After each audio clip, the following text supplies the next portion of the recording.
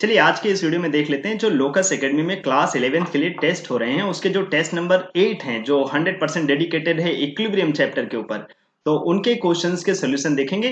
जो बच्चे freshly locus academy में ज्वाइन करना चाहते हैं 9 10th 11 12 में वो इस नंबर पे कांटेक्ट कर सकते हैं। और फुल टेस्ट सीरीज जो 2025 में नीट का एग्जाम देने जा रहे हैं उनकी ये टेस्ट सीरीज 10 फरवरी से स्टार्ट है। आप ज्वाइन कर सकते हैं इसी नंबर से कॉन्टेक्ट करके।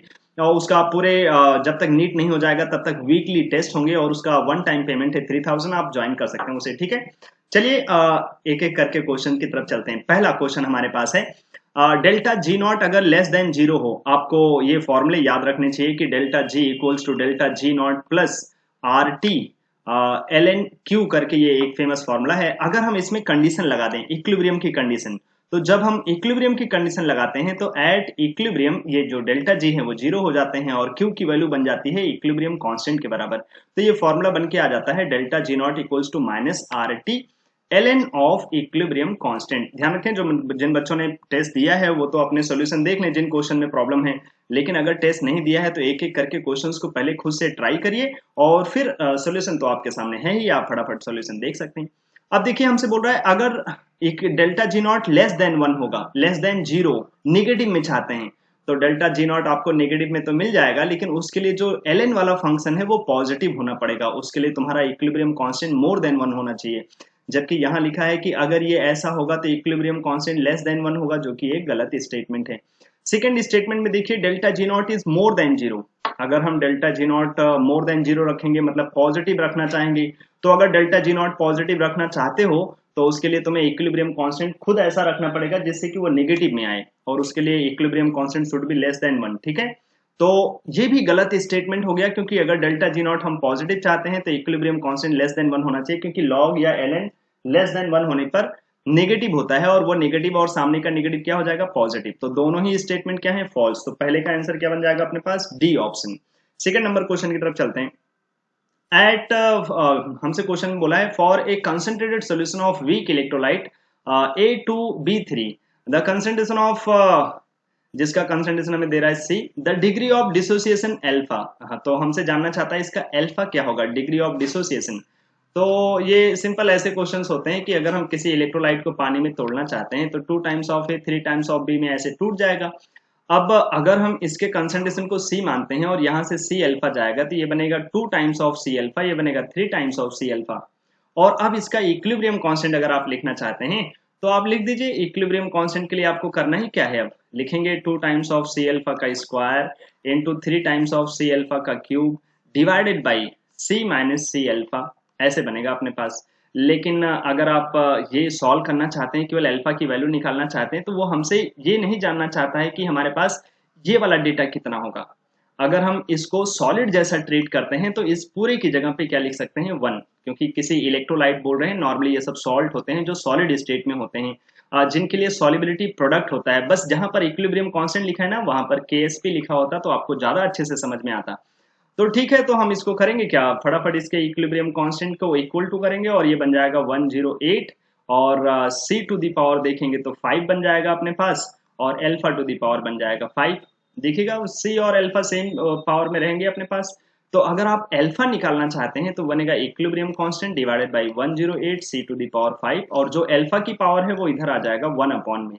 तो जो आपका आंसर बनेगा equilibrium constant divided by 108 C to the power, देख लेना ध्यान से सी का स्क्वायर और यहाँ पर अच्छा एक छोटा सा मिस्टेक जो आपको ध्यान रखना है कि अगर सी में से यहाँ सी वाला फैक्टर अगर कॉमन ले लेंगे तो 1 माइनस जो अल्फा होगा वो तो अल्फा कंपेयर टू 1 नेग्लेक्ट कर देते हैं, तो सी वाला फैक्टर बच जाएगा, इसलिए एक सी कैंसिल कर सकते हैं, आप सी की पावर 4 लिख सकते हैं, ठीक है। तो यहाँ पर आप सी की पावर 4 लिख सकते हैं, तो यहाँ नीचे भी सी की पावर 4 में चला जाएगा क्योंकि हमें उस इलेक्ट्रोलाइट का कंसंट्रेशन बोला था।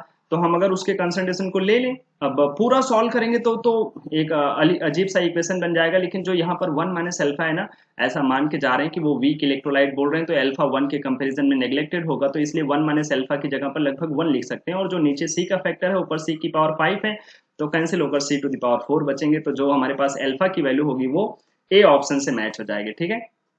नेक्स्ट नंबर हमसे बोला है पीओएच का ऑर्डर बताओगे, डिक्रीजिंग ऑर्डर ऑफ पीओएच, ठीक है। अच्छा आइए, तो पहला वाला सोल्यूशन एसिडिक है तो हमें H प्लस दे जाएगा। और दूसरा वाला बेसिक नेचर का है तो अच्छा एसिडिक होता है तो pH लेस देन 7, बेसिक होते हैं तो मोर देन 7, और ये सॉल्यूशन न्यूट्रल है तो pH कैसा हो जाएगा 7, और ये अच्छे बेस का सॉल्ट है तो इसका pH क्या हो जाएगा मोर देन 7। तो सबसे ज्यादा pH किसका होगा? सबसे ज्यादा pH होगा Q का, क्योंकि वो बहुत अच्छा बेस है। फिर होगा अपने पास R का, क्योंकि वो बेसिक नेचर का है। फिर होगा S का, क्योंकि वो न्यूट्रल है। और फिर होगा P का, क्योंकि वो एसिडिक है तो उनके pH कम है। तो ये pH का ऑर्डर लिखा है मैंने, ध्यान रखना। अब जो pH का ऑर्डर लिखोगे, POH का ऑर्डर क्या हो जाएगा? उसका उल्टा। तो सबसे ज्यादा POH किसका होगा? जो सबसे ज्यादा बेसिक नेचर का था अपने पास, माफ करेंगे, जिसका एसिडिक नेचर बहुत है, जिसका pH बहुत कम है, उसी का तो POH बहुत ज्यादा होगा, क्योंकि pH और POH दोनों के सम क्या होते हैं 14 के बराबर 25 डिग्री सेल्सियस पे। तो जो POH होगा वो तो 14 माइनस pH होगा, तो जिसका pH कम होगा उसका POH ज्यादा होगा। तो हमारे पास जो सबसे ज्यादा एसिडिक सोल्यूशन था जो था P, उसका pH तो बहुत कम है, pH में तो बेचारा बहुत कम है, लेकिन POH में सबसे ज्यादा। तो आप ध्यान से देखिएगा, हमें डिक्रीजिंग ऑर्डर लिखना है, तो सबसे ज्यादा POH किसका हो जाएगा? P का, फिर S, फिर R, फिर Q। PSRQ ऐसे होगा, P फिर P के बाद क्या आएगा? S, फिर R, फिर Q। आंसर बन जाएगा बी ऑप्शन। ठीक है, नेक्स्ट क्वेश्चन नंबर 4 की तरफ चलते हैं। सॉलिबिलिटी प्रोडक्ट लिखा है CrOH होल थ्राइस का, ठीक है, क्रोमियम हाइड्रोक्साइड का। ठीक है, इसे डिसॉल्व कराते हैं क्रोमियम आयन में और 3 टाइम्स ऑफ हाइड्रोक्साइड आयन में। अब अगर ये S डिसॉल्व होगा तो ये बनेगा S और ये बनेंगे 3S। अब हमसे बोला है the concentration of hydroxide ion in saturated solution. हमसे पूछा है हाइड्रोक्साइड आयन का कंसंट्रेशन कितना होगा सैचुरेटेड सॉल्यूशन में। ठीक है भाई, तो सैचुरेटेड सॉल्यूशन के हिसाब से ही ये KSP होते हैं, तो हम सॉलिबिलिटी प्रोडक्ट फटाफट हम अगर S के टर्म्स में निकालेंगे तो ऐसे बन जाएगा S और 3S की पावर में 3 ऐसे करके आएगा। अगर आप KSP की वैल्यू इधर डाल दें 6 इंटू 10⁻31, ठीक है, और 6 इंटू 10⁻31, और ये बन जाएगा S⁴ और 3 का क्यूब तो है ही, तो 3 इंटू 3 इंटू 3 लिख लेते हैं। तो 3 2 6 करके बनेगा अपने पास। और अगर हम 2 और डिवाइडेड बाई ये 3 का स्क्वायर नीचे लेकर आ जाएं और इंटू 10⁻31, और ये हो गया S⁴।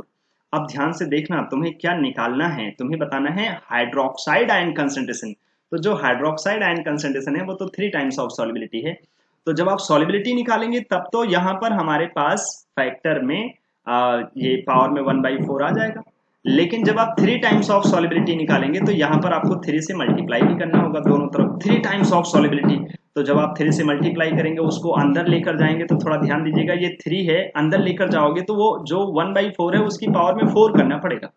तो ये ऐसे बनेगा 2⁻³ स्क्वायर इंटू 3⁴ इंटू 10⁻31, ये बन जाएगा अपने पास। और अगर आप कैंसिल करेंगे तो ऊपर बन जाएगा 3 की पावर 2 जो कि होगा 9, 9 इंटू 2 क्या बन जाएगा 18 इंटू 10⁻31, और पावर जो है ना वो 1/4 वो तो रहेगा ही।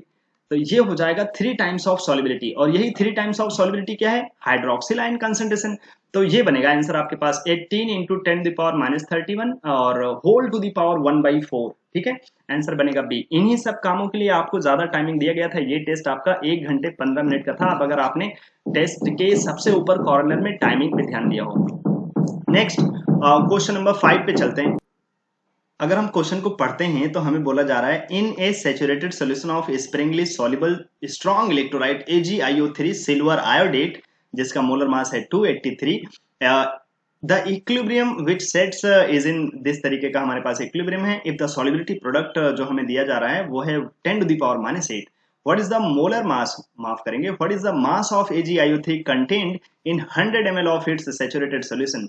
100 ml में कितना मास इसका डिसॉल्व हुआ होगा। आइए तो जाइए फटाफट इसकी सॉलिबिलिटी मान लीजिए S, तो ये S डिसॉल्व होगा तो S बनेगा दूसरा वाला बंदा। तो जब आप सॉलिबिलिटी का स्क्वायर कर देंगे तो बन जाएगा 10⁻⁸। ये हो गया अपने पास सॉलिबिलिटी प्रोडक्ट का फैक्टर। तो सॉलिबिलिटी कितनी हो गई 10⁻⁴ मोल पर लीटर। बस यहीं से क्वेश्चन सॉल्व हो जाएगा। इतना मोल डिसॉल्व होगा 1 लीटर में। 1 लीटर को 1000 ml लिखते हैं तो कोई दिक्कत नहीं, क्योंकि वहां क्वेश्चन में ml के फॉर्म में डेटा है। तो आप अगर 100 ml में सोचें कितना डिसॉल्व होगा तो 10 से इधर भी डिवाइड करना पड़ेगा, तो 10⁻⁵ मोल हो जाएगा। इतना मोल डिसॉल्व होगा 100 ml में, और मोल को मास में नहीं बदल सकते। इतना मोल तो मोलर मास से मल्टीप्लाई कर दीजिए 283, तो इतना मास हो जाएगा ग्राम में। ठीक है, तो बन जाएगा ये 2.83 इंटू 10⁻⁻3, तो आंसर हो जाएगा सी पार्ट। ठीक है, क्वेश्चन नंबर 6 में हमसे बोल रहा है कि जो सॉलिबिलिटी है PbI2 की वो है 10⁻⁻3, तो इसका सॉलिबिलिटी प्रोडक्ट क्या होगा। तो ये तो आसान है, PbI2 को आप डिसॉल्व कराइए, लेड आयन मिलेंगे और 2 टाइम्स ऑफ I माइनस, तो ये S डिसॉल्व होगा तो S बनेंगे और 2S बनेंगे, तो जो इसका सॉल्युबिलिटी प्रोडक्ट होगा वो S और 2S का स्क्वायर। आप इसमें वैल्यू रखिए और सॉल्व कर लीजिए, फटाफट आपको आंसर मिल जाएगा 6 का। आंसर क्या होगा इसका? Last option. ठीक है, नेक्स्ट क्वेश्चन की तरफ चलते हैं। क्वेश्चन नंबर 7, हमें एक ग्राफ दिया जा रहा है और इसमें इक्विलिब्रियम में बताया जा रहा है। ठीक है, तो पहले तो हमारे पास जो प्रोडक्ट अमोनिया है वो 0 है, अमोनिया ही प्रोडक्ट है यहाँ पर। ग्राफ को ध्यान से देखिए, और नाइट्रोजन और हाइड्रोजन हमारे रिएक्टेंट हैं। हाइड्रोजन ज्यादा है और नाइट्रोजन भी ज्यादा है। अमोनिया की जो कि प्रोडक्ट है वो थोड़ा कम है। अब जैसे जैसे रिएक्शन स्टार्ट होगी अमोनिया बढ़ना शुरू होगा, सही बात है, नाइट्रोजन घटेगा और हाइड्रोजन भी घट जाएगा और एक टाइम के बाद ये इक्विलिब्रियम मेंटेन हो जाएगा। इक्विलिब्रियम का मतलब सारी चीजें कांस्टेंट हो जाएंगी। अगर ऑप्शंस पे ध्यान दे तो हमें समझ में आएगा कि इनकरेक्ट पूछा है क्वेश्चन के हिसाब से। तो एक एक करके रीड करते हैं। हमसे बोल रहा है at equilibrium concentration of ammonia is less than N2 and H2। तो वो तो दिख ही रहा है, इक्विलिब्रियम पे अमोनिया कम है जबकि हाइड्रोजन और नाइट्रोजन ज्यादा है। तो ये करेक्ट है। Equilibrium constant Kc will be less than 1। अब अगर हमारे पास अमोनिया कम है जो कि प्रोडक्ट है और हम इक्विलिब्रियम कांस्टेंट निकालने जाएंगे तो जब ऊपर लिखेंगे कम और नीचे लिखेंगे ज्यादा तो फिर Kc की वैल्यू तो लेस देन 1 आएगी ही ना। तो ये भी करेक्ट है। और करेक्ट नहीं, इनकरेक्ट पूछा है। On increasing pressure amount of ammonia decreases. अगर आप प्रेशर बढ़ाएंगे तो हमारे पास रिएक्टेंट में 4 गैसेस हैं और प्रोडक्ट में 2 गैसेस हैं। प्रेशर बढ़ाएंगे तो ज्यादा गैस कम गैस में कंडेंस हो जाएगा। तो भैया जब तुम प्रेशर बढ़ाओगे तो जो अमाउंट है अमोनिया का वो इंक्रीज होगा। यस, तो ये 3 तो करेक्ट हो गए, तो अपने आप naturally 4th number option answer बन जाएगा। आप देखिए, due to addition of catalyst equilibrium constant increases. ये गलत बात है, क्योंकि जब हम कैटलिस्ट डालते हैं तो जो हमारा इक्विलिब्रियम है वो डिस्टर्ब नहीं होता, बस जो रास्ते हैं वो डिस्टर्ब हो जाते हैं। कैटलिस्ट डालने से एक्टिव से एनर्जी घट जाती है, लेकिन जो इनिशियल और फाइनल स्टेज है वो कैसे रहते हैं? सेम। तो इसलिए आंसर बनेगा लास्ट। 8 नंबर में चलिए, equilibrium constant for the reverse reaction is the inverse of the equilibrium constant for the reaction forward. तो ये एक बिल्कुल करेक्ट स्टेटमेंट है। अगर सामने की रिएक्शन का इक्विलिब्रियम कांस्टेंट x है तो बैकवर्ड रिएक्शन का क्या बन जाएगा? 1/x। सेकेंड स्टेटमेंट में लिखा है the value of equilibrium constant is independent of initial concentrations of reactants and products. तो ये बात सही होती है। अगर आप इनिशियल वैल्यू बदल देंगे, अगर फिर से वो इक्विलिब्रियम मेंटेन होगा तो उस पर्टिकुलर इक्विलिब्रियम का अगर आप टेम्परेचर नहीं बदलते हैं तो equilibrium constant same to same आता है, इसीलिए तो इसका नाम है इक्विलिब्रियम कांस्टेंट। तो बोथ स्टेटमेंट्स आर करेक्ट, तो आंसर बन जाएगा हमारे पास A option, both are true. ठीक है, नेक्स्ट क्वेश्चन की तरफ चलते हैं। Question number 9। क्वेश्चन नंबर 9 में हमसे बोल रहा है calculate the ratio of pH. हमें पीएच का रेशियो बताना है। किसका किसका पीएच का रेशियो चाहिए अपने को? पहला सॉल्यूशन है 1 मोल इसका 1 मोल इसका। तो भैया अगर आप इस पे स्पेक्टेटर आयन को हटा के ध्यान दें तो 1 मोल इसका ले जाएंगे। ठीक है, 1 मोल है ये, और दूसरे का भी 1 मोल ले जा रहे हैं जहां से 1 मोल H प्लस मिल जाएगा। तो ये 1 मोल मिलके बना क्या देंगे? 1 मोल बन जाएगा हमारे पास एसिटिक एसिड, और 1 ही लीटर में है तो ये 1 मोल क्या बन जाएगा इसका? मोलैरिटी। अच्छा, ये दोनों खत्म हो जाएंगे क्योंकि ये दोनों ही 1 मोल है तो दोनों कंज्यूम हो जाएंगे। तो हमें एक पहला वाला जो सोल्यूशन लिखा है वहां पर तो एक एसिटिक एसिड है बस, जिसकी मोलैरिटी है 1 मोलर। ठीक है, अब अगर आपको फॉर्मूला पता हो कि जो वीक एसिड होते हैं उनके लिए हम पहले निकालते हैं H प्लस। तो जो H प्लस की वैल्यू होती है वो होता है √K इंटू सी। अब आपको C तो पता चल गया, 1 मोलर है इसका, तो जो H प्लस होगा वो बन जाएगा √K। तो अगर H प्लस √K है तो इसका pH क्या बनेगा? हाफ ऑफ pK जैसा। आप दोनों तरफ माइनस का लॉग ले लीजिए, लॉग लेने से जो पावर है वो सामने आ जाएगा और माइनस का लॉग जो Ka होगा वो बन जाएगा pK। तो पहले वाले का तो pH आ गया हाफ ऑफ pKa। अब दूसरे वाले के पीएच पे अगर आप ध्यान दें तो 1 मोल ले रखा है सोडियम एसीटेट और 1 ही मोल है एसिटिक एसिड। भैया अगर ये वीक एसिड है उसी का कंजुगेट बेस भी है और दोनों 1 मोल हैं, तब तो ये बेस्ट बफर है ना। और अगर बेस्ट बफर है तो फिर बेस्ट बफर का तो पीएच डायरेक्ट हो जाता है pKa के बराबर। तो दूसरे का पीएच हो गया pKa, पहले का पीएच है हाफ ऑफ pKa, तो जो इनका रेशियो हो जाएगा, पहले का pKa हो गया हाफ ऑफ जो पीएच है पहले का, और दूसरे का पीएच हो गया pK। इनको कैंसिल करेंगे तो पीएच का रेशियो क्या आ जाएगा? दोनों का हाफ। तो 9 का आंसर बन जाएगा ए पार्ट। इस टेस्ट में जो बच्चा पूरा 180 में 180 लाएगा उसको तो आप जानते ही हैं कि 2000 उसको कैश प्राइज मिलेंगे। जितने भी बच्चे लेकर आएंगे, अगर सारे ले आएंगे तो सबको मिलेंगे, लेकिन पेपर का लेवल तो देखिए, जो भी 180 में 180 लेकर आएगा वो कितना ब्रिलियंट स्टूडेंट होगा, क्योंकि ये पेपर थोड़े अच्छे थे। अगर आपके नंबर इसमें 100 प्लस हैं तो आप समझ लीजिए कि आपने काफी मेहनत किया है, आपने 50 क्वेश्चंस अच्छे से अटेम्प्ट किया होगा और बहुत मेहनत की होगी, तो ये नंबर मिले होंगे, ठीक है। और जो 180 में 180 लाए वो तो भाई सोने पे सुहागा है, उसके लिए काफी ब्रिलियंट स्टूडेंट होगा वो। नेक्स्ट क्वेश्चन की तरफ चलते हैं, क्वेश्चन नंबर 10। कैल्शियम लैक्टेट जो कि एक सॉल्ट है, वीक ऑर्गेनिक एसिड और स्ट्रॉन्ग बेस का। ऐसे तो हमने क्लास में आपको बताया है कि ये एक फेमस एसिड होता है लैक्टिक एसिड, और अगर आप इसका कैल्शियम सॉल्ट बनाएंगे तो इसके पास जो लैक्टेट आयन है वो डबल करके आएंगे, तो ये है उसका फॉर्मूला। अब बोल रहे हैं जो इसका सेचुरेटेड सोल्यूशन है वहां पर इसके मोल है 0.13, जहां पर ये मैक्सिमम घुलता है, और दिस सॉल्ट जो है वो इतने लीटर सोल्यूशन में है। तो अगर आप कंसंट्रेशन बनाइए तो मोल तो है 0.13 और लीटर है 0.52, तो 13/52 ये बन गया मोल पर लीटर मोलैरिटी। और अगर आप 13 का टेबल जानते हैं तो ये 13 फोर जा बन जाएगा, 1/4 हो गया इसका मोलैरिटी, ठीक है, कैल्शियम लैक्टेट का। लेकिन आपको पता है ये जो सोल्यूशन बेसिक नेचर का होगा वो किसकी वजह से होगा, लैक्टेट आयन की वजह से। जो इसका नेगेटिव चार्ज है वो पानी में हाइड्रोलिसिस करेगा। तो कोई पूछे लैक्टेट आयन का कंसंट्रेशन कितना होगा, तो वो 2 टाइम्स ऑफ कैल्शियम लैक्टेट, तो 2 टाइम्स ऑफ 1/4 ये बन जाएगा कंसंट्रेशन ऑफ लैक्टेट आयन। अब आपको पता है कोई अगर वीक एसिड का सॉल्ट होगा, एनायनिक हाइड्रोलिसिस करेगा, तो पीएच क्या होगा, वो बन जाएगा pH equals to P K W plus P K A plus log of C divided by 2, यही लगेगा। अब थोड़ा सा ट्विस्ट है क्वेश्चन में, क्योंकि तुम्हें पीएच नहीं दिया है, तुम्हें दिया है पीओएच। तो पीओएच से पीएच कैसे बनाओगे, 14 माइनस पीओएच कर देंगे तो बन जाएगा पीएच, और पी के डब्ल्यू हम जानते हैं 14, पी के तो हमें बताना ही है, और लॉग सी आप लिखेंगे तो लॉग हाफ लिखना पड़ेगा, यहाँ 1/4 ना डाल देना, होल डिवाइडेड बाई 2। अब आप सॉल्व कर लीजिए इसे और पीके का डेटा आप निकाल लीजिए और सॉल्व करके देखिए, आपको 3.1 मिल जाएंगे आंसर। ये सब क्वेश्चन जो है ना जो आप कर रहे हैं, ये क्वेश्चंस नीट के एग्जाम में आने के चांसेस अगर आएंगे तो वो सेक्शन बी में आएंगे। थोड़े अच्छे क्वेश्चंस हैं अगर आप पहले से प्रैक्टिस करके रखते हैं, और खास करके जब आपने महीनों भर ये चैप्टर पढ़ा हो तो आपका लेवल ऐसा होना चाहिए कि आप ऐसे क्वेश्चन कर पाए, ठीक है। तो इसके आंसर है ए पार्ट। नेक्स्ट क्वेश्चन नंबर 11 की तरफ चलते हैं। चल भैया, ये रहा। फिर से एक अच्छा क्वेश्चन है अपने पास, पूछ रहे हैं जो पीएच होगा ना इस मिक्सचर का, 0.1 मोलर है एसिटिक एसिड और 0.1 मोलर है NaOH, दोनों 50-50 ml है, तो दोनों के मिली मोल्स आप देख लीजिए।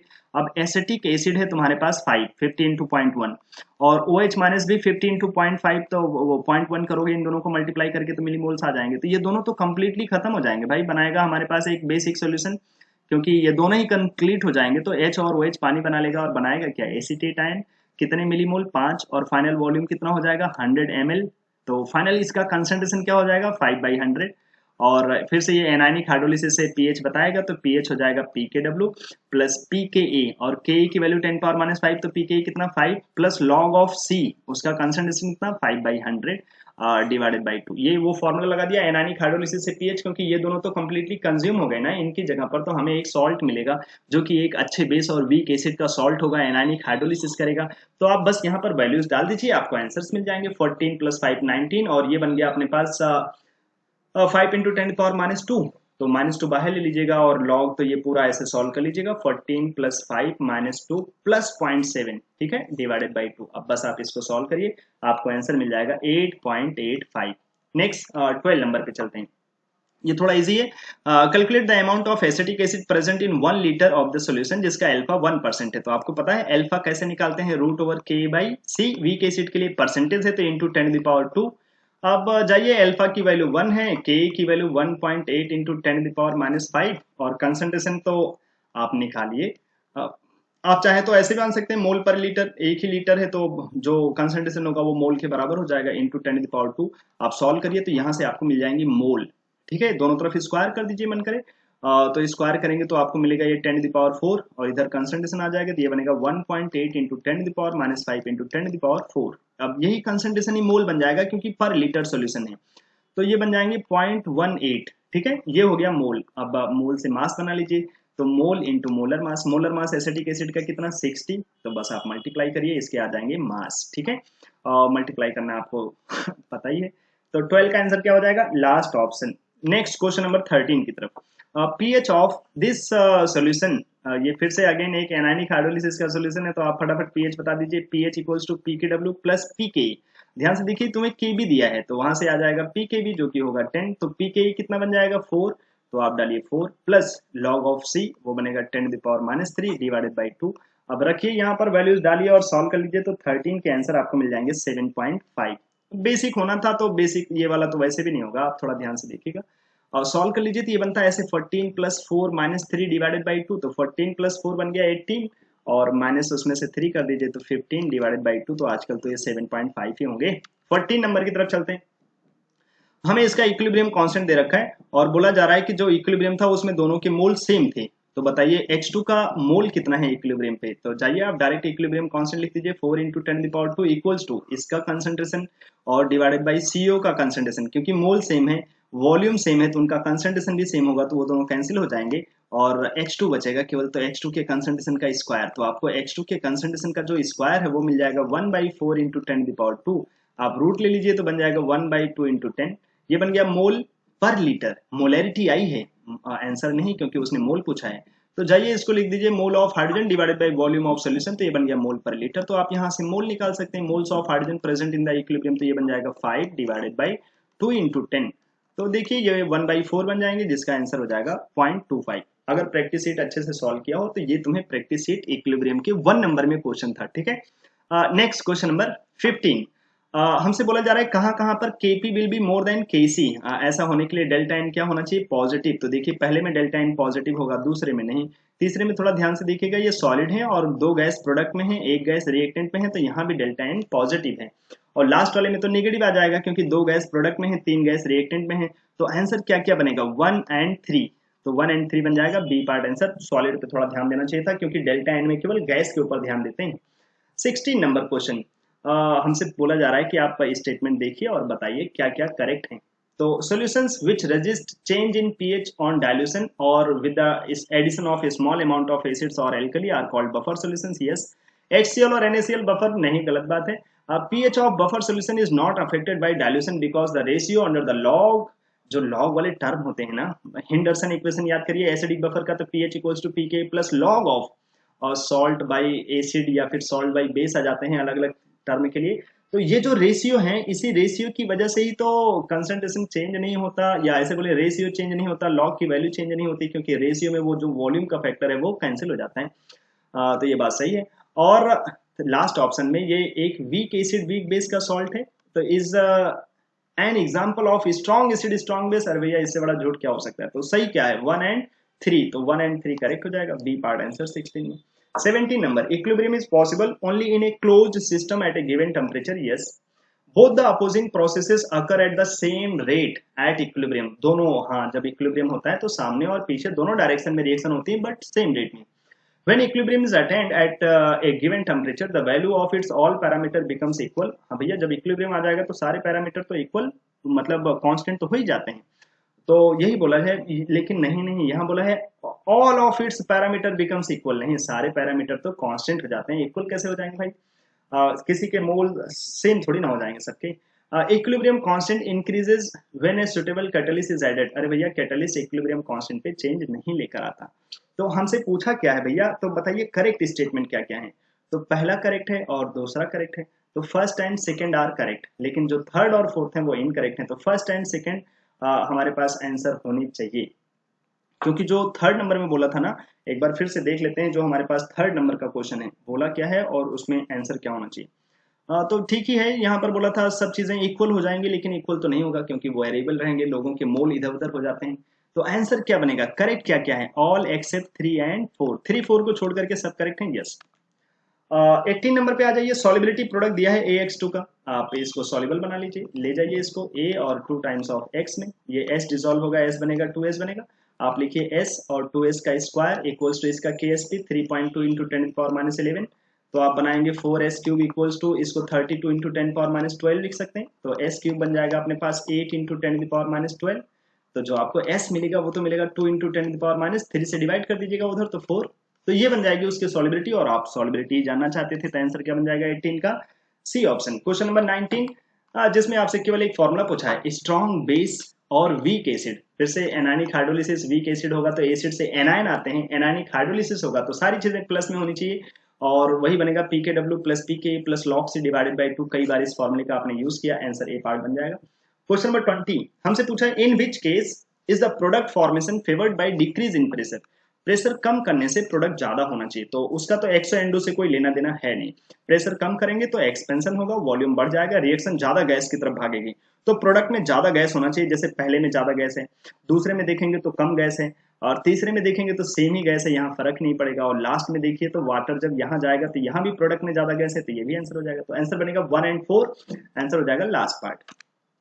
21 नंबर में पूछा है calculate the pOH of a solution at 25 degree Celsius that contains hydronium ion concentration 10 to the power minus 10। अब भैया आपके पास H प्लस बता रहा है 10 to the power minus 10 है, H प्लस बताया है तो pH कितना हो जाएगा 10, तो POH कितना होगा।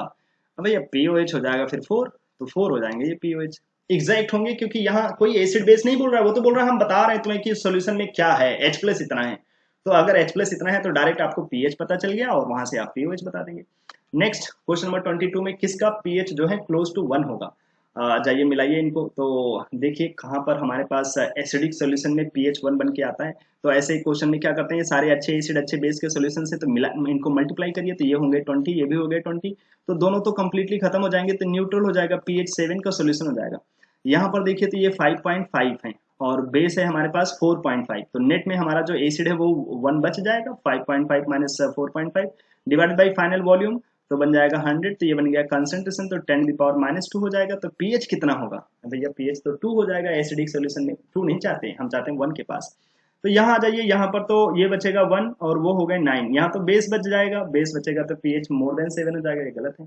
और लास्ट में आइए ये बन जाएंगे अपने पास 15, और यहाँ पर अगर आप देखेंगे तो 5, तो अगर आप 15 H प्लस हैं और 5 OH हैं तो नेट में हमारे पास H प्लस कितना होगा, वो होगा 10, और फाइनल वॉल्यूम कितना होगा 100। तो आप अगर 10/100 करेंगे तो क्या मिलेगा 10 पावर माइनस 1, तो pH कितना हो जाएगा 1, तो बस लास्ट पार्ट आंसर हो जाएगा। 22 का आंसर क्या बन जाएगा, last option. Question number 23 if K1 and K2 are the respective equilibrium constants, ठीक है भैया, पहले का इक्विलिब्रियम कांस्टेंट K1 दूसरे का K2, देन इक्विलिब्रियम कांस्टेंट जो इस रिएक्शन का आएगा वो क्या आएगा, तो ढूंढिए XeO4 कहाँ से मिलेगा, XeO4 दूसरे से मिलेगा तो दूसरी रिएक्शन को ऐसे ही ले लीजिए। और HF कहाँ से मिलेगा, 2HF, वो मिलेगा पहले रिएक्शन को रिवर्स करने से, तो पहले को रिवर्स करेंगे तो उसका इक्विलिब्रियम कांस्टेंट कहाँ चला जाएगा नीचे, तो जस्ट K2/K1 बन जाएगा answer. Question number 24 Which combination of pressure and temperature gives highest yield of Z at equilibrium। तो भैया कौन से कॉम्बिनेशन पे, अब देख लीजिए ये रिएक्शन एक एक्सोथर्मिक रिएक्शन है, तो टेम्परेचर कैसा होना चाहिए लो, और प्रेशर कैसा होना चाहिए, 3 गैस एक गैस में जा रहा है तो प्रेशर बढ़िया हाई रखिए, ज्यादा प्रेशर पे रिएक्शन आगे भागेगी, क्योंकि ज्यादा गैस से कम गैस में जाता है, तो प्रेशर हाई होना चाहिए और टेम्परेचर लो होना चाहिए। ऐसा कहाँ है ऑप्शन में, सी ऑप्शन में, क्योंकि चारों ऑप्शन में प्रेशर और टेम्परेचर का डेटा था, low temperature high pressure. Answer क्या बन जाएगा 24 का, सी ऑप्शन। क्वेश्चन नंबर 25 पे चलते हैं। Which statement is wrong about pH, pH of pure water is not 0, ये तो सही है भैया, 7 होता है। Mixing equal volume of 1 normal solution of this and 1 normal solution of NaOH। भैया अगर दोनों सेम होंगे तो ये सॉल्ट बना देंगे, वीक एसिड और अच्छे बेस का सॉल्ट होगा तो बेसिक होगा ना, तो इसका 7 नहीं होगा pH, इसका होगा 7 मोर देन 7, बेसिक नेचर का होगा, तो ये गलत है, रॉन्ग। तो 25 का आंसर क्या बन जाएगा, B part. Question number 26 correct पूछा है अपने से, if reaction quotient QC is more than 1, अब माफ करिएगा QC is more than KC, अगर QC ज्यादा होगा तो रिएक्शन किधर भाग जाएगी, backward, the reaction will proceed in the direction of product, गलत है, रिएक्टेंट की तरफ भाग आएगा, तो पहला गलत हो गया। Second, the reaction quotient QC is useful for predicting the direction of the reaction by comparing it's value with KC and, तो ठीक है ये भी बात सही है, अगर हम QC और KC को कंपेयर करते हैं वहीं से पता चलता है कि इक्विलिब्रियम जो है किस डायरेक्शन में मूव कर सकता है। और when standard gives free energy change is positive, अगर हम डेल्टा G0 को पॉजिटिव रखें then it's equilibrium constant will be more than 1, नहीं भैया यही तो देखा है पहले वाले क्वेश्चन में, तो उसका जो इक्विलिब्रियम कांस्टेंट होगा वो लेस देन 1 होगा, तभी ऐसा होगा, तो ये गलत बात है। अगर QC और KC सेम हो जाए तो no net reaction occurs, yes, क्योंकि इक्विलिब्रियम होगा उस टाइम पे। तो हमसे करेक्ट क्या क्या मिला, करेक्ट मिल गया 2 and 4, 2 and 4 कहाँ पर है, लास्ट ऑप्शन में, तो 26 का आंसर क्या हो गया, लास्ट ऑप्शन। 27 अब बेसिक बफर कहाँ मिलेगा, तो अच्छा एसिड अच्छा बेस मिलाओगे तो बफर नहीं मिलेगा, फिर बेस मिलाओगे तो बफर नहीं मिलेगा, एसिड और उसका कंजुगेट बेस मिलाओगे तब तो एसिडिक बफर मिलेगा, तो पहला दूसरा और लास्ट वाला तो वैसे ही बेकार है। अब अगर तीसरे वाले पे ध्यान दीजिए, अमोनियम हाइड्रोक्साइड है आपके पास, और क्या है H+। अमोनियम कितना है अपने पास 4, और H+ कितने हैं आपके पास 2। तो ये तो बेस्ट बफर की तरफ जा रहे हैं, क्योंकि H और OH मिलके क्या बना देंगे, पानी, और बनेगा क्या, अमोनियम आयन। कितना कौन कंज्यूम होगा, जो अच्छा वाला है वो दो दो कंज्यूम हो जाएंगे, ये 2 बनेगा और ये 2 बचेगा। और ये NH4OH से बिल्कुल परेशान ना होइए, ये तो अमोनिया ही होता है। अमोनिया और अमोनियम आयन ये दोनों मिलके क्या बना देंगे, बेसिक बफर, वो भी बढ़िया वाला बेस्ट बेसिक बफर। तो 27 का आंसर क्या बन जाएगा, C option. Next question number 28। बोला है अगर इक्विलिब्रियम कांस्टेंट 1 हो तो डेल्टा जी नॉट क्या होगा। भैया डायरेक्ट 0 होगा, फिर ये तो आपको वैल्यू लिखना आना चाहिए। वो एल का फॉर्मूले में अगर तुमने 1 डाल दिया ना, एल या लॉग, तो फिर 1 तो 0 दे जाते हैं डेल्टा जी नॉट। 29 नंबर में बढ़िया मैचिंग है आपके पास।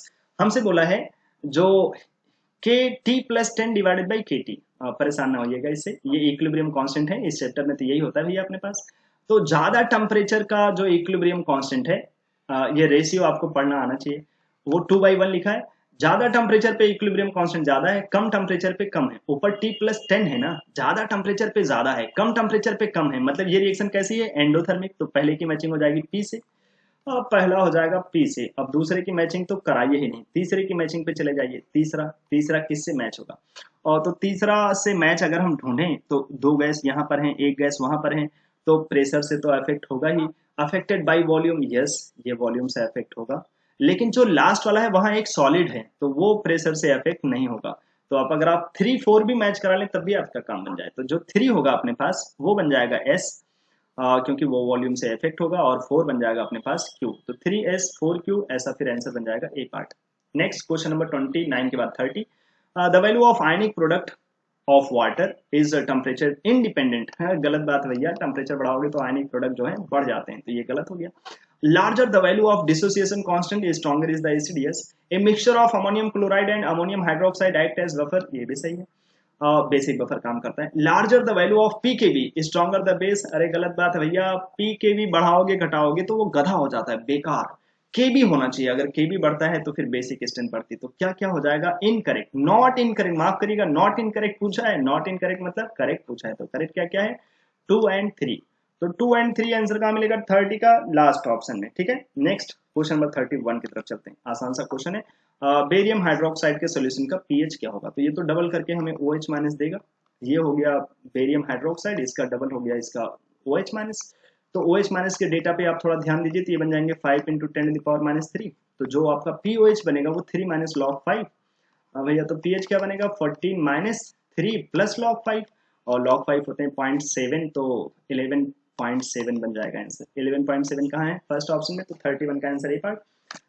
32 नंबर में, अब भैया ये तो बहुत आसान है, इन सबको ऐड कर दो, ऐड करोगे तो वाई वाई और जेड जेड कैंसिल हो जाएंगे, एक्स से डब्ल्यू की तरफ जाओगे तो इक्विलिब्रियम कांस्टेंट, जब हम मल्टीपल रिएक्शन को ऐड करते हैं तो उनके इक्विलिब्रियम कांस्टेंट क्या होते हैं, मल्टीप्लाई, तो ये आपस में मल्टीप्लाई हो जाएंगे, बन जाएगा 54। नेक्स्ट क्वेश्चन नंबर 33, जस्ट आपको फॉर्मूला याद रखना था। लॉग में ये जो इक्विलिब्रियम कांस्टेंट लॉग K2/K1 होते हैं वो बनते हैं standard delta G not divided by 2.303 R 1/T1 - 1/T2, ये बनेंगे अपने पास। तो ढूंढिए यहाँ कहाँ पर है ऐसा। तो पहले में तो लॉग लिखा है 2.303, नहीं गलत है।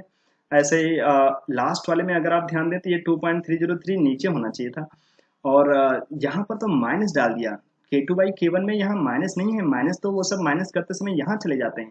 ये वाला सही फॉर्मूला है, सी वाला, ठीक है। 33 का सी आंसर बनेगा। 34 नंबर, हमें दे रखा है Kp, ठीक है भैया, Kp equals to KC RT to the power delta n, ये फेमस फॉर्मूला है, यूज करिए। तो जो Kc की वैल्यू होगी वो तो बन जाएगा Kp, जो हमारे पास है 2.97 इंटू और 10⁻30 divided by RT to the power delta n। अब जो डेल्टा n है वो देखिए, 3 गैस प्रोडक्ट में 2 गैस रिएक्टेंट में, तो 3 - 2 करेंगे तो 1 बन जाएगा, तो बनेगा 2.97 इंटू 10⁻30। और इस चैप्टर में जो Kp और Kc का डेटा होता है वो नॉर्मली मोल पर लीटर और एटमॉस्फेयर में होता है, इस वजह से हमें R की वैल्यू जो यूज करनी पड़ती है वो 0.082, और टेम्परेचर केल्विन में, और वो केल्विन में ही दे रखा है, तो आपको बस केवल 500 लिखना है, और पावर में 1 ऐसा होना चाहिए। तो देखिए ऊपर होना चाहिए 2 पॉइंट, तो ये तो सब जगह पर है, ए में भी, बी में भी और सी में भी। नीचे क्या होना चाहिए था, तो ये तो 8.31 लिखा है वो गलत है। यहाँ पर देखिए तो पावर में -1 लिखा है वो गलत है, और लास्ट वाले में पावर में तो -1 लिखा है वो भी गलत हो गया, और अंदर जो वैल्यू है वो टेम्परेचर के 773 क्यों हो जाएगा, पहले से ही केल्विन दिया है। तो तो इसमें क्या सही है? नन। तो आंसर बन जाएगा लास्ट, 34 का answer last option. Question number 35, same question आपको क्लास में प्रैक्टिस कराया था। पहले इसका प्रेशर हमें दे रखा है 30। अब यहां से अगर ए एक्स जाएगा तो ये बनेगा ए वाई, ये बनेगा ए जेड। अब देखिए कि जब इक्विलिब्रियम आया तो एक्स कितना है 10, तो भैया जो 30 माइनस ए एक्स है वो हो जाएगा 10, तो ए एक्स की वैल्यू कितनी हो जाएगी 20। ध्यान से देखिएगा क्योंकि हमने बोला है इक्विलिब्रियम पे वो कितना है 10 है। अब दूसरे के लिए देखिए तो ए वाई की वैल्यू 5 है और ए जेड की वैल्यू कितनी है 10। अब अगर आप इनका रेशियो निकालेंगे तो 20:5:10 बनेगा। अब आप अगर इसको 5 से डिवाइड कर दीजिए तो ये 4 बन जाएंगे, ये 1 और ये 2, तो 4:1:2 बनेगा आंसर ए पार्ट में। ठीक है, डायरेक्ट रेक्टिफिकेशन यूज करोगे तो इसमें माइनस मिला होगा, क्योंकि जब मैंने क्वेश्चन क्लास में कराया था तो हो सकता है आपके क्लास में आंसर ये आया हो, लेकिन मैंने डेटा को बहुत ध्यान से बदला है। तो अगर आपने सॉल्व किया होगा तो आंसर आपका सही आएगा। आंसर क्या होगा इसका? A option. ठीक है, नेक्स्ट क्वेश्चन नंबर 36, हमें सबके मोल दिए गए हैं, वॉल्यूम 2 लीटर है, केसी भी दिया गया है, जानना चाहता है डायरेक्शन, तो उसके लिए हमें क्यूसी निकालना पड़ता है। तो जाइए सी का स्क्वायर, तो सी के मोल 2 है, लीटर 2 है, तो उसका कंसंट्रेशन कितना मोल पर लीटर करिए तो 3, और डिवाइडेड बाई ए का मोल है 2 और वॉल्यूम भी 2 है तो मोल पर लीटर 1 हो गया।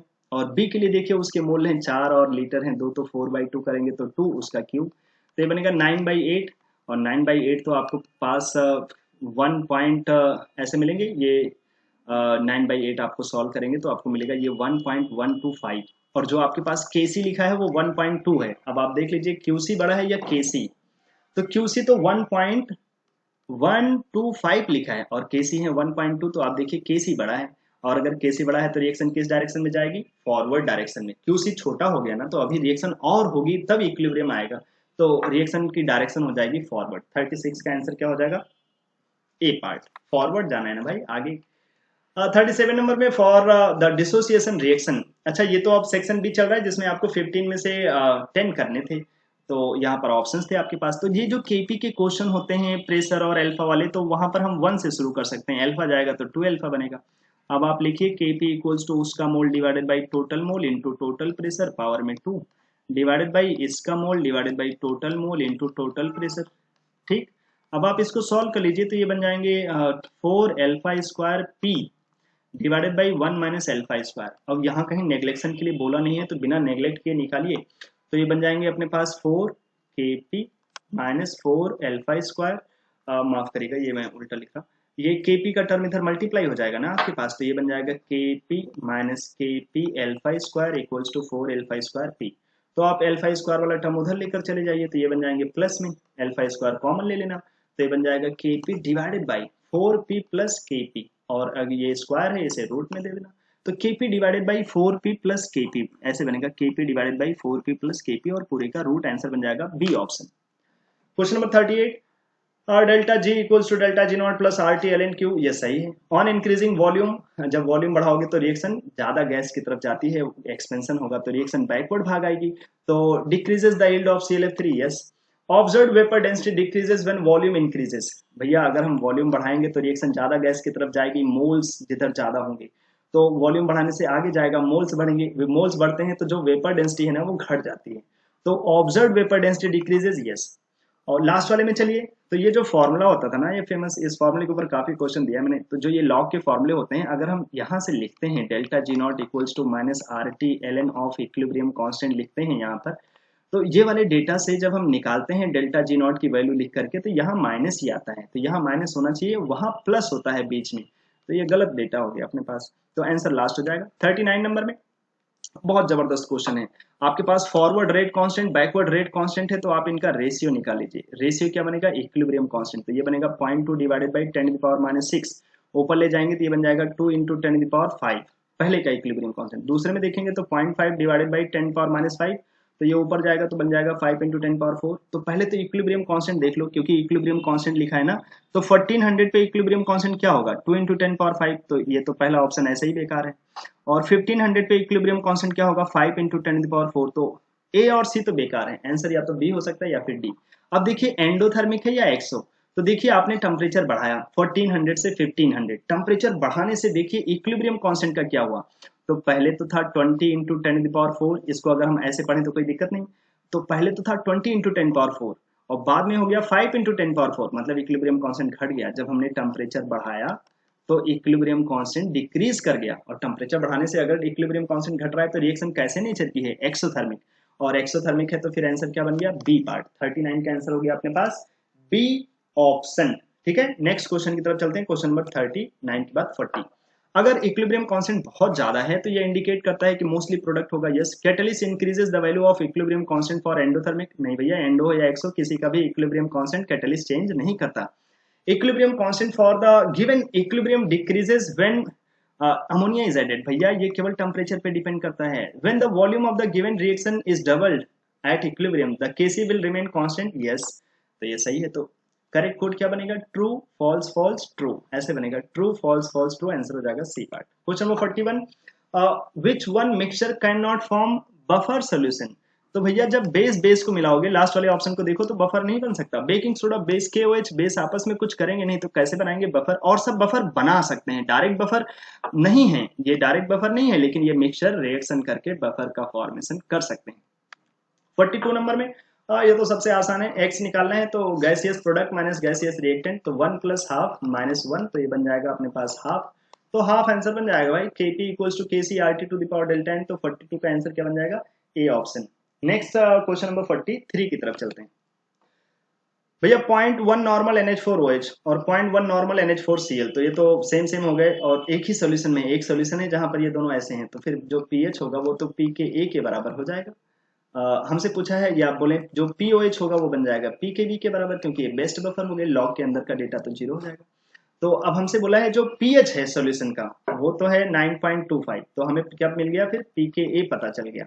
तो pKb कितना होगा, तो अगर pKa आ जाता है तो pKb क्या बनेगा, 14 माइनस pKa, तो 14 से माइनस कर दीजिए इसको, आपको आंसर मिल जाएगा। 43 का आंसर हो जाएगा 4.75, जस्ट आपको माइनस करना है, तो आंसर बन जाएगा बी ऑप्शन। आगे चलते हैं क्वेश्चन नंबर 44 की तरफ। The exothermic formation of BRF5, ये एक्सोथर्मिक रिएक्शन है। तो हमसे जानना चाहता है कि will increase the quantity of BRF5, तो इसका क्वांटिटी बढ़ेगा कैसे, तो इंक्रीजिंग द टेम्परेचर। अरे नहीं भैया, तो टेम्परेचर बढ़ाओगे तो एक्सोथर्मिक में रिएक्शन नहीं जाती। रिमूविंग F2 बैकवर्ड चली जाएगी तब भी नहीं बढ़ेगा, तो ये भी गलत है। इंक्रीजिंग वॉल्यूम, वॉल्यूम बढ़ाओगे तो रिएक्शन ज्यादा गैस की तरफ जाएगी। ज्यादा गैस कहाँ है, प्रोडक्ट में ज्यादा गैस है, ये लिक्विड है वो अलग बात है, लेकिन 5 गैस यहाँ है 2 गैस वहां है, तो बैकवर्ड आएगी। Increasing pressure and adding F2, yes F2 add करोगे फॉरवर्ड जाएगा, प्रेशर बढ़ाओगे तब भी फॉरवर्ड जाएगा, तो यहाँ से बढ़ेगा प्रोडक्ट। तो 44 का आंसर बन जाएगा last option. Question number 45, acetate ion undergoes hydrolysis in water to give acetic acid and OH minus. Yes, क्योंकि ये वीक एसिड का आयन है तो ये पानी में हाइड्रोलिसिस करेगा, पानी से H+ ले लेगा और OH माइनस दे देगा, करेक्ट है। Ammonium ion undergoes hydrolysis in water to give ammonium hydroxide and H+, ये भी सही है। अगर अमोनियम आयन को पानी में डालोगे तो पानी से क्या ले लेगा, वो OH ले लेगा और पानी में H+ दे देगा, ये भी सही है। और degree of hydrolysis of ammonium acetate is independent of its concentration. Yes, क्योंकि ये वीक एसिड वीक बेस का सॉल्ट है, इसका सब कुछ कंसंट्रेशन से इंडिपेंडेंट होता है। तो करेक्ट क्या क्या है भाई, सारे करेक्ट हैं 45 का, all are correct. Question number 46, एक ऐसे सॉल्यूशन का हमसे pH पूछ रहा है। देखिए 0.1 मोल है एसिटिक एसिड के, 0.2 मोल है सोडियम एसीटेट के। तो जाइए pH, ये तो बफर सॉल्यूशन हो गया ना, pK क्या बनेगा 5 माइनस लॉग 2, तो 5 माइनस लॉग 2 ये बन गया pK, plus log of salt को लिखेंगे ऊपर, एसिड को लिखेंगे नीचे, तो ये log 2 0.3 बन जाएगा, ये log 2 कैंसिल हो जाएंगे भाई, तो pH तो 5 के बराबर हो जाएगा अपने पास, आंसर बनेगा लास्ट पार्ट। 47 नंबर, हमें K दे रखा है दोनों का। देखिए किसका K ज्यादा है, ये है 4.9 इंटू 10⁻⁻10 और दूसरे का है 10⁻⁴। तो कौन अच्छा एसिड है, HNO2। और आपको पता होना चाहिए अच्छे एसिड गधे एसिड को बना सकते हैं, जो अच्छा एसिड है वो वीक एसिड का फॉर्मेशन कर सकता है, इसलिए ये वाली रिएक्शन फॉरवर्ड डायरेक्शन में जाने के लिए फेवरेबल है, बी आंसर हो जाएगा। ठीक है, स्ट्रॉन्गर एसिड वीकर एसिड को बना सकते हैं। 48 नंबर में, ionic product of water is this. Temperature change किया होगा, किसी पर्टिकुलर टेम्परेचर पे ये वैल्यू बढ़ गई। नॉर्मली तो ये 10⁻⁻14 ही होता था, लेकिन टेम्परेचर बढ़ाओगे तो बढ़ जाता है। तो फिर हमसे पूछा है, अगर हमें पता होना चाहिए कि जब हम 10⁻14 बोलते हैं KW, तो उस टाइम पे H+ और OH माइनस जो पानी में होते हैं वो 10⁻7 10⁻7 सेम सेम होते हैं। अभी हम बोल रहे हैं 4 इंटू 10⁻14, तो जो आपका pKW अगर आप निकालेंगे तो वो बन जाएगा 14 माइनस log 4, log 4 बोले तो 0.6, मतलब ये बन जाएगा 13.4। ठीक है, ये बनेगा pKW। और जो पानी का पीएच होता है वो हमेशा half of P K W होता है। तो half of P K W मतलब 13.4 जो कि बन जाएगा 6.7। तो पानी का पीएच बन जाएगा 6.7। अब हमसे पूछा क्या है, ध्यान से देखना, then which of the following is incorrect. Incorrect क्या है, तो क्या पानी एसिडिक हो जाएगा? अरे नहीं भाई, पानी तो न्यूट्रल ही होगा, पानी कैसे एसिडिक होगा? पीएच 6.7 होगा एंड वाटर इज न्यूट्रल। अच्छा, हमसे पूछा क्या था, ध्यान से देखना, इनकरेक्ट। तो पहला ही इनकरेक्ट है भैया, पानी एसिडिक कैसे बोलोगे, ये गलत बात है। और सब सही है, पीएच प्लस पीओएच तो पी के डब्ल्यू हो जाते हैं, और पीएच और पीओएच सेम होगा क्योंकि पानी है, और पानी तो न्यूट्रल ही रहेगा, टेम्परेचर बढ़ाओगे तब भी। क्यों? क्योंकि उसमें H प्लस और OH माइनस कैसे रहते हैं, सेम सेम। क्वेश्चन नंबर 49, याद है फॉस्फेट आयन का कंसंट्रेशन कैसे बताते हैं? फॉस्फेट आयन कंसंट्रेशन बताना हो तो आप डायरेक्ट फॉर्मूला लगा दीजिए, Ka2 into Ka3 divided by root over Ka1 into concentration of जो हमारे पास पॉलीप्रोटिक एसिड है। तो वो डाल दीजिए इसमें सारी वैल्यू और सॉल्व कर लीजिए, 49 का आंसर आपको मिल जाएगा बी पार्ट। ठीक है, ये मैं आपके मेहनत के ऊपर छोड़ रहा है, इसमें वैल्यू डालिए, सॉल्व कर लीजिए। 50 नंबर में अब भैया एसिटिक एसिड और NaOH को मिलाओगे सेम अमाउंट में तो ये दोनों कंप्लीटली कंज्यूम हो जाएंगे, क्योंकि देखो इसके भी मिलीमोल 10 है और OH माइनस भी 10 है, तो दोनों कंप्लीट हो जाएंगे, ये रिएक्शन कर लेंगे, बना लेंगे एसीटेट आयन। तो जो ये सोल्यूशन होगा ये कोई अच्छे एसिड अच्छे बेस का सोल्यूशन नहीं है जो न्यूट्रल हो जाए, ये तो वीक एसिड और स्ट्रॉन्ग बेस का है। तो जो पीएच होगा, the pH of the resulting solution would be more then 7। तो यस, पीएच होगा मोर देन 7, तो पहला तो हो जाएगा करेक्ट। दूसरा, ऑन इंक्रीजिंग टेम्परेचर पीकेडब्ल्यू डिक्रीजेस। यस भैया, टेम्परेचर बढ़ाते हैं तो केडब्ल्यू बढ़ता है, और केडब्ल्यू बढ़ेगा तो जो पीकेडब्ल्यू है वो घट जाता है, तो ये बात सही है। तो बोथ ट्रू, तो आंसर क्या बन जाएगा, ए पार्ट। तो 50 का आंसर हो जाएगा ए। ठीक है, इस तरीके से हम लोगों ने 45 मिनट में कर लिया ये क्वेश्चंस, लेकिन रियली में ये पेपर टफ था। अगर आपने मेहनत करके 100 प्लस आपने स्कोर किया है तो आप बहुत ही अच्छा मेहनत कर रहे हैं। ठीक है, और थोड़ा मेहनत करना पड़ता है। आयनिक इक्विलिब्रियम जो है ना, बहुत डरते हैं लोग, ये चैप्टर जो है ना, केमिकल इक्विलिब्रियम इजी होता है, सॉल्युबिलिटी प्रोडक्ट भी थोड़ा मोटा मोटी ठीक ही है, आसान ही है, लेकिन ये थोड़े टफ होते हैं। तो 50 क्वेश्चन कैसे लगे और किस क्वेश्चन में आपको डाउट है, फटाफट कमेंट में आकर के बोल सकते हैं। अगर आपने मेहनत करके 100 प्लस स्कोर किया है तो बताएं, और किसी बंदे ने अगर 180 में 180 किया होगा तो मुझे बहुत ही अच्छा लगेगा। इस वीडियो में इतना रखते हैं, अगले वीडियो में फिर से मिलेंगे, तब तक के लिए टाटा बाय बाय।